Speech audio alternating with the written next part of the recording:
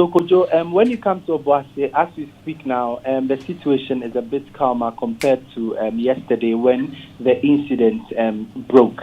And so this morning, you'd have the indigents going about their usual duties. You'd have fine market women around, the normal people going about their own duties, with the exception of two students or pupils in both public and private schools going to school. The schools have been closed for today and tomorrow. And so for the school children, they are not going to school. But generally, the community is a bit calmer as compared to yesterday when the incident broke. Have there been any reactions in the community to the statement from the presidency calling for an investigation?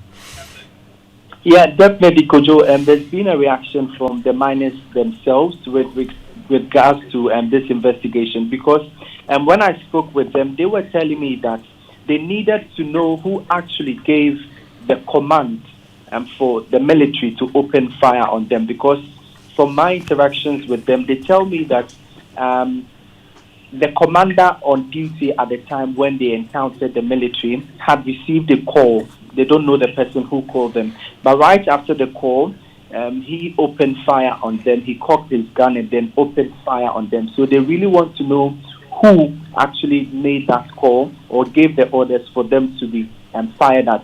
I spoke with the 2024 parliamentary candidate for the NDC in Obuasi East, and he was actually also calling for the same thing, because he says that for some time now, whenever even these illegal miners are arrested at the mining concession, the abandoned mining concession, usually they are detained by the police and then they are released onto their families as and when they are able to pay their fine and all. But for them to, for the military to open fire on them, that's where they are not so well in thoughts about it. So they really want an investigation to find out who actually gave the orders for them to be the military to open fire on them.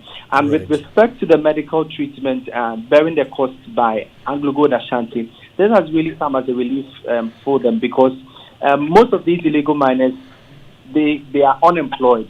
And so their families do not have enough to provide medical treatment for them. So for AGA to bear the cost as directed by the president, it has definitely come as a relief to them. So they could ensure that their injured persons, the 8 people, have a good standing, or their welfare is being taken care of. So it has come as a relief for them. For the at least 8 people that have been confirmed dead, we understand that the body will soon be released onto the family for them to give them a victim burial.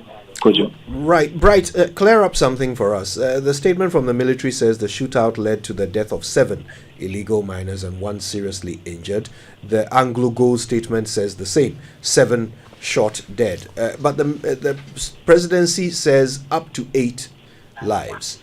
How many people have died? Well, indeed, Kojo, the numbers keep dwindling. When you speak with the authorities, they are giving you this figure, they are giving you another figure. But from what we gathered initially, we were told that it was 9 people. But as and when we further inquired, we understand that at least 8 people have been confirmed dead. And even with regards to those who were injured, who were transferred from Obuasi, we understand that 9 people were injured, and 8 of them were transferred to the Konfanoti Teaching Hospital to receive treatment. But as of whether they are well or even passed on, and that's yet to be confirmed. That's yet to be. I'm yet to find out from the authorities here at Konfanoti to see whether these people are also even alive. And so, for the numbers as we speak now, it keeps dwindling, but at least some 8 persons have been confirmed dead. So 8 confirmed. Yes. Right. Now, tell us at this point, with the calls for investigation, are you seeing a heavier presence of security services, police and so forth in the Obuasi township, or are things pretty much back to normal? So there is still security presence in Obuasi. I saw some vehicles from the military, some armored vehicles. At least when I was in the town, I saw at least some two of them patrolling from the Obuasi municipality itself and then Obuasi East municipality. You know, the Obuasi East is where the incident happened. That's where the concession is. But Obuasi municipality is where the mine actually is. That's where the operations for Anglo Gold Ashanti is, and even a residential area for the miners or workers of Anglo Gold. That's where it is. So they were patrolling to and fro from this particular in this particular town.